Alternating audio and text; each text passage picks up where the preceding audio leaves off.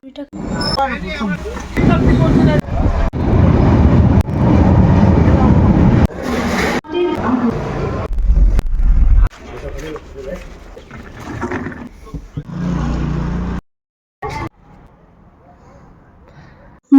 Packing ডান। আমি যেখানে যাচ্ছি সেখানকার দুটো মানুষেরই এই মোয়াগুলো প্রচন্ড পছন্দের, তাই দুজনের জন্য নিয়ে নিয়েছিলাম মোয়া। এর সাথেই নিয়ে নিয়েছিলাম ছোট বড় অনেক রকমের তালা চাবি। এগুলোর কাজ কি সেগুলো নয়, তোমাদের সাথে পরে শেয়ার করব। এর সাথেই আমি নিজের হাতে বানিয়ে নিয়ে যাচ্ছিলাম ফ্রুট কেক। ক্রিম কেক বা পেস্ট্রি যদি আমি নিয়ে যেতাম তাহলে সেটা যেতে যেতেই নষ্ট হয়ে যেত, সেই কারণেই আমি বানিয়ে নিয়ে যাচ্ছি ফ্রুট কেক। যেহেতু অনেকটা দূরে নিয়ে যাওয়ার ব্যাপার আছে সেই কারণে এগুলো আমি নিয়ে নিয়েছিলাম টিফিন বক্সের মধ্যে। ট্রেন ছিল আমাদের 5টা 10-এ। হাতে বেশ খানিকটা সময় নিয়ে আমরা স্টেশনে চলে এসেছিলাম। বর্ধমানে এখন একেবারেই ঠান্ডা নেই বললে চলে। যেহেতু টোটো করে আসছিলাম আমি ভাবলাম হয়তো ঠান্ডা লাগবে, সেই কারণেই জ্যাকেটটা পরেছিলাম, কিন্তু স্টেশনে আসতে আসতে লেগে গিয়েছিল আমার প্রচন্ড গরম। ট্রেন একদম যথাসময়ে স্টেশন থেকে ছেড়ে দিয়েছিল। এরপর ট্রেনে উঠে ব্যাগপত্র সেট করে আমরা বসে গিয়েছিলাম পেট পুজো করতে। আজকে বিকেল 5টা 10-এ ছিল আমাদের ট্রেন, আর ভাইয়ের ছিল আজকে 4টে পর্যন্ত পরীক্ষা দিয়ে কোনো রকম বাড়িতে এসে ড্রেস চেঞ্জ করি ভাই আর আমি বেরিয়ে পড়েছিলাম স্টেশনের উদ্দেশ্যে। ট্রেনের মধ্যে উল্টোপাল্টা খাবার খেয়ে যাতে আমরা টাকা না নষ্ট করি সেই কারণে মা বাড়ি থেকেই বানিয়ে পাঠিয়েছিল চাউমিন আর ম্যাগি। ট্রেনের মধ্যে বসে এদিক ওদিক চোখ রাখতে রাখতে চোখ পড়লোই পুচকিটার দিকে। এ তো নিজের আলাদাই সোয়াগে বসে আছে।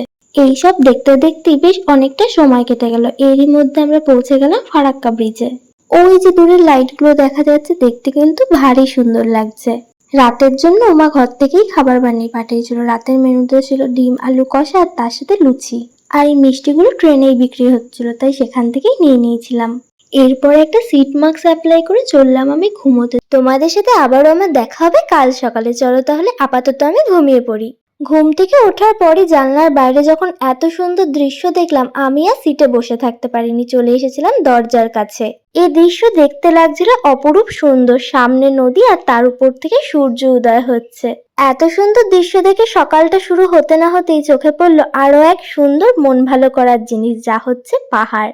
এই যে ইনি লঙ্কা খাচ্ছেন, আমি ভিডিও করছি বলে পুরোটাই এখানে চলছে অভিনয়। আমি যেরকম একেবারেই ঝাল খেতে পারি না, আমার ভাইও সেরকম ঝাল খেতে পারে না।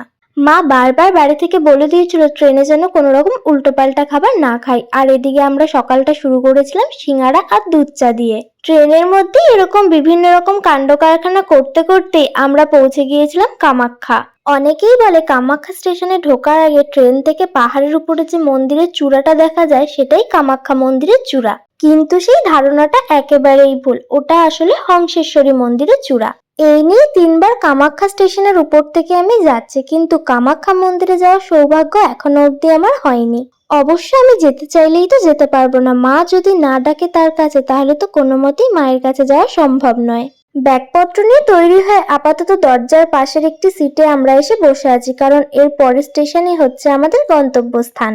আপাতত ট্রেন যাত্রা আমাদের এখানেই শেষ হলো, কিন্তু আমাদের গন্তব্য এখানেই নয়, এখনো আমাদের যেতে হবে অনেকটা দূর। গুয়াহাটি স্টেশনটা বেশ সাজানো গোছানো। যেদিন আমরা বাড়ি ফিরবো সেদিন হয়তো হাতে এতটা সময় পাবো না, সেই কারণে আজ যেহেতু হাতে সময় আছে গোটা স্টেশনটা যেটুকু পেরেছি খুব সুন্দর করে ভিডিও করে রেখেছি। এরপর আমরা চলে এসেছিলাম স্টেশনের বাইরে। অনেকটাই বেলা হয়ে গেছে, সকাল থেকে সেইভাবে কিছু খাওয়া হয়নি। আপাতত পেটের মধ্যে ছুঁচো ইঁদুর সবাই মিলে ডন মারছে। সে কারণে স্টেশনে থাকা একটা রেস্টুরেন্ট থেকে আমি আর ভাই পেট পুজোটা করে নিয়েছিলাম। ভাই নিয়েছিল ছোলে ভাটুরে, আমি নিয়েছিলাম ধোসা। আসামের মানুষরাও খুব সুন্দর বাংলায় কথা বলে, কিন্তু তাদের বাংলা বলার ধরন আর আমাদের বাংলা বলার ধরন অনেকটাই আলাদা। সেটা আমরা যে দোকানে খাওয়া দাওয়া করেছি সেই দোকানের মেনু কার্ড দেখলেই খুব ভালোভাবে বোঝা যাচ্ছে। গুয়াহাটি স্টেশন থেকে আমরা ধরে নিয়েছিলাম গাড়ি। যেহেতু আমরা দুজন ছিলাম সেই কারণে গাড়ি আমরা রিজার্ভ করিনি, আমরা শেয়ারিং গাড়ি নিয়েছিলাম। রোদটা এই মুহূর্তে গায়ে লাগছে ঠিকই, কিন্তু যত আমরা পাহাড়ের উপর দিকে যাচ্ছি ততই যেন ধীরে ধীরে ঠান্ডা লাগছে। এখন আমরা পৌঁছে গিয়েছি বারাপানি লেকের কাছে। এখানে আসা মাত্রই বুঝে নিতে হবে আমাদের গন্তব্যস্থান আর বেশি দূরে নয়। এই লেকের জল একেবারে কাচের মতো স্বচ্ছ। গুয়াহাটি থেকে শিলং এর দূরত্ব প্রায় 100 কিলোমিটার, যেটা গাড়িতে আসতে সময় লাগে প্রায় 2.5 ঘন্টা। কিন্তু যদি রাস্তায় জ্যাম থাকে তাহলে সময়টা আরো বেশি লাগে। কিন্তু আমরা রাস্তায় একেবারেই কোনো জ্যাম পাইনি, কিন্তু রাস্তায় গাড়িটা তাও বেশ কয়েকবার দাঁড়িয়ে ছিল। যেহেতু আমরা শেয়ারিং ট্যাক্সিতে এসেছিলাম সেই কারণে গাড়িটা প্যাসেঞ্জার তোলার জন্য আর নামানোর জন্য বেশ কয়েকবার রাস্তায় দাঁড়িয়েছিল, সেই কারণেই যেটুকু আর কি দেরি হয়েছে। যেই রাস্তা দিয়ে এই মুহূর্তে আমরা যাচ্ছি গাড়ির ভেতরে বসে রাস্তাটাকে দেখতে তো বেশ ভালো লাগছিল, কিন্তু রাস্তাটা বেশ চড়াই। এই রাস্তাটা দিয়ে হেঁটে হেঁটে নামতে কিন্তু বেশ ভালো লাগবে, কিন্তু যখন উঠতে হবে তখন বোঝা যাবে কত ধানে কত চাল। কারণ আগেও একবার আমি এই রাস্তা দিয়ে হেঁটে হেঁটে নেমেছিলাম, আবার হেঁটে হেঁটেই উপরে উঠেছিলাম। এখন আমরা চলে এসেছি ক্যাম্পের খুবই কাছাকাছি। এটা হচ্ছে ক্যাম্পের 1 নম্বর গেট। যদিও বাইরের গাড়ি ক্যাম্পের ভেতরে সচরাচর ঢুকতে দেওয়া হয় না, যেহেতু দাদা আগে থেকে বলে রেখেছিল সেই কারণেই গাড়িটা এখন আমাদের যাচ্ছে ভেতরে নামাতে। এই মুহূর্তে আমরা প্রবেশ করছি মেঘালয় সীমা সুরক্ষা বলে। ক্যাম্পের ভেতরটাও খুব সুন্দর সাজানো গোছানো। যদি এর মধ্যে এদিকটায় আসি তাহলে তোমাদেরও চারিদিকটা ভালো মতো ঘুরিয়ে দেখাবো। ক্যাম্পের ভেতরেই তৈরি হয়েছে নতুন একটা হসপিটাল। ক্যাম্পের 1 নম্বর গেট থেকে রুম পর্যন্ত যেতে বেশ খানিকক্ষণ সময় লাগে, কিন্তু এই রাস্তাটা এতটাই সুন্দর, দেখতে দেখতে যেতে বেশ ভালো লাগছে। চারিদিকে পাইন বন আর মাঝখান থেকে সুন্দর একটা রাস্তা চলে গেছে। গাড়ি দাঁড় করানোর পর ভাই এখন ব্যাগ নামাচ্ছে। আমার তো আর তস সইছে না, সেই কারণে হাতে একটা ব্যাগ নিয়ে আমি চললাম ঘরের দিকে। যখন প্রথমবার এখানে এসেছিলাম এখানেই দাঁড় করিয়ে দিদি আমাকে জিজ্ঞেস করেছিল, বলতো কোনটা আমার ঘর।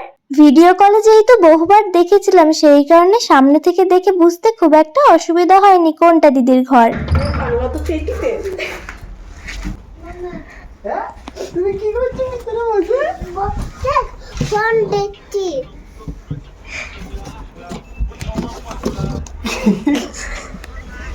এটা কি লজ্জা পেয়েছে?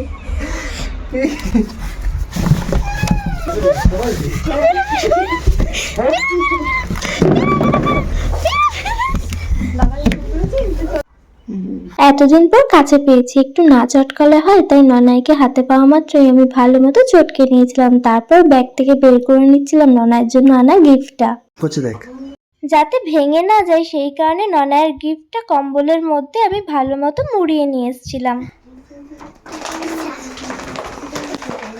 এটা কি?